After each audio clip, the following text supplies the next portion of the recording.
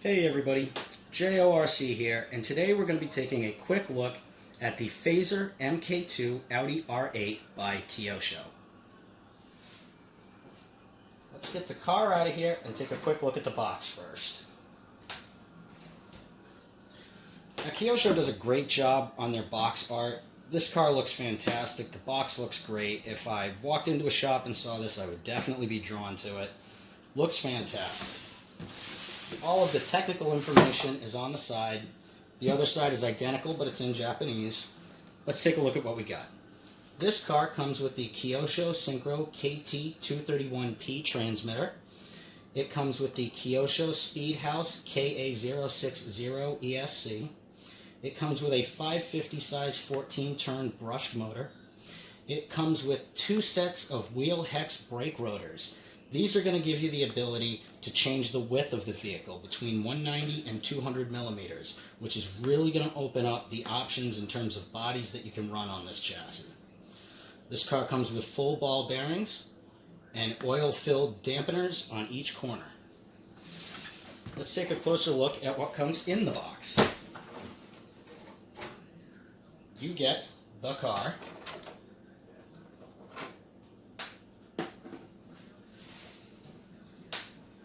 You get your transmitter. Again, this is the Kyosho Synchro KT231P. This is the first time I've ever held one of these in my hand, and I must say, I'm pretty impressed. It's lightweight, but it feels good quality. It takes 4 AA batteries. Those are not included. You have to supply them yourself. I like the way that the wheel is angled so that it's a little bit more comfortable to hold. The wheel has a nice, soft, comfortable foam on it. The trigger has a nice spring. There's I'm guessing a 3rd channel, 3-position switch down here next to the trigger. That's not going to be used in this car, but it's good to have for the future. Up on top, you have your trims and your dual rates. Power switch on the back. Nice little stubby antenna so you don't have any big things sticking up. This is nice. I'm pretty impressed with this radio. I'm not going to be using it. I'll be putting this car on my DX5 Rugged. But for somebody just starting out in the hobby, this is going to be really good. I like this a lot.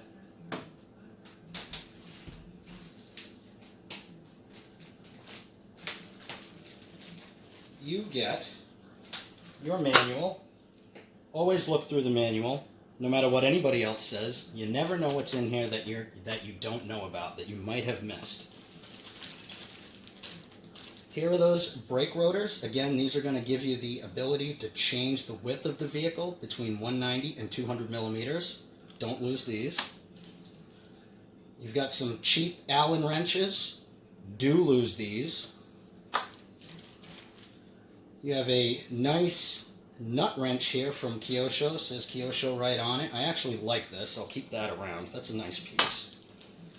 You have these little black plastic things. It took me a little while to figure out what these are, but they are adjustable wing mounts for the Audi R8 body and probably the NSX body. I don't have the NSX, but it looks like it probably uses these as well. You can change these right here out, and it'll give you different positions and angles on the wing. I like what's on here, but I'll probably experiment with these a little bit when I run this body. You have a bind plug, and you have a bag with some suspension components in it. This is an important bag. In here, you have these little collars that go on the shock bodies, and they give you the ability to adjust the spring tension. You also have extended ball ends, which is going to immediately give the car more ride height. You put these on, this chassis is going to sit a lot higher. So there are some important things in here, especially if you think you might want this car to sit a little bit higher, or you think you want to play around with your suspension, you're going to want this bag.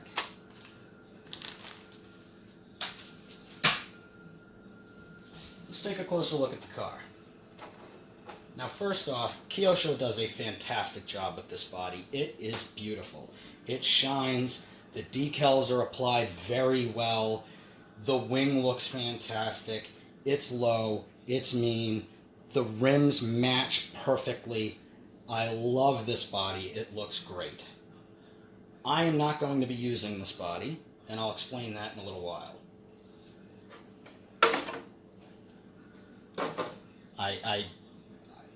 That body looks great, and I'll be using it on a different car, but not this.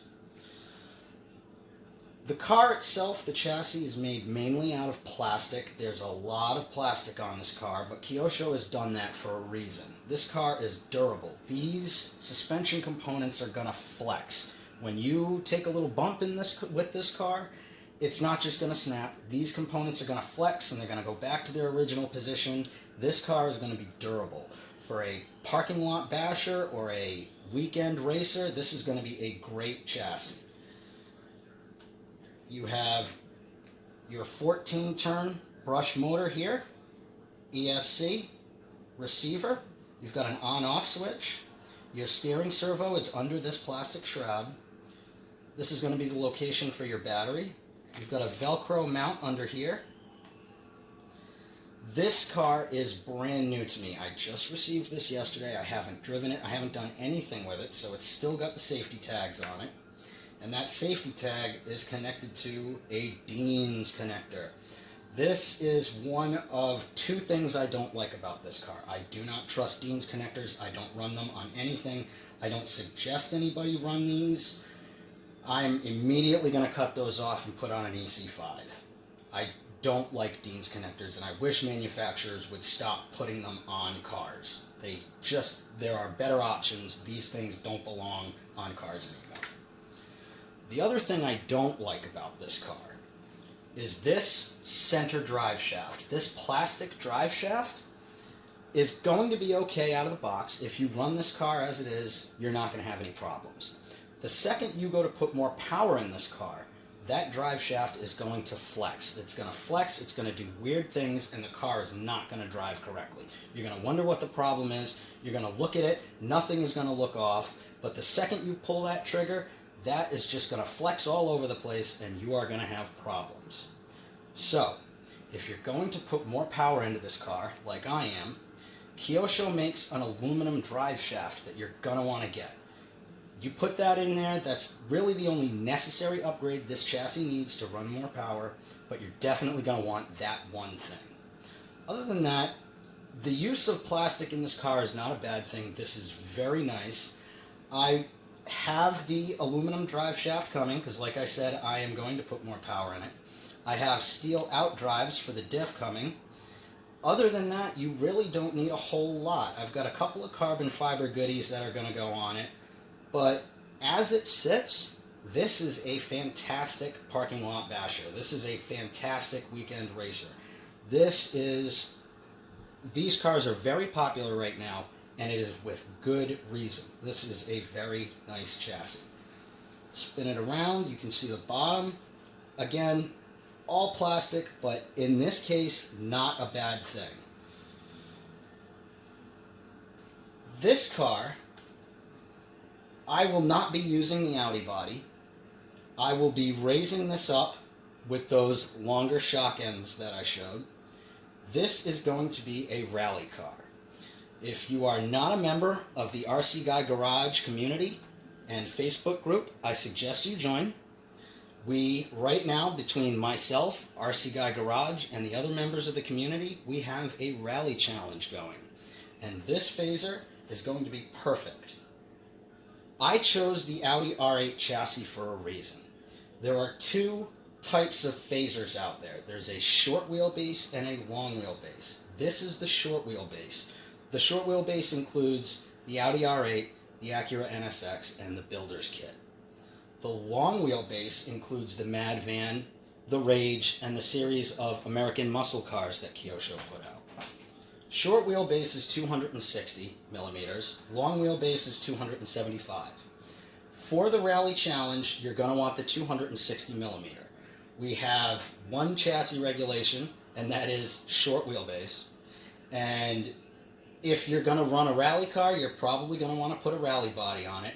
A WRX, an Evo, a Delta Integrale, anything like that is going to be a short wheelbase body. So If you have a long wheelbase Fazer, you're still not out of the game. It's very easy to convert between the two. The only differences are the chassis and that main drive shaft. You can, if you've got a long wheelbase Fazer, go ahead, grab the chassis, grab the drive shaft, and you can shorten it right up and get in on the rally challenge. Again, if you're not a member of RC Guy Garage Facebook group or RC Guy Garage YouTube channel, you need to get over there. You need to check it out because it's going to be a lot of fun. And this is going to be a great car for it. Again, not using the Audi R8 body. I have other touring cars, and I will find a home for this because it is absolutely beautiful. And I can't let it just collect dust. It'll go on something, but it won't be on this car. The tires that come on this car are very nice. I cannot tell if there's a foam insert in there or not. They're of mediocre stiffness. They feel pretty sticky. I'll be taking them off. I'll be putting on a set of Tamiya Rally Block tires. So that will give me a little bit more ride height as well. And it'll definitely give me some more aggressive traction in the dirt.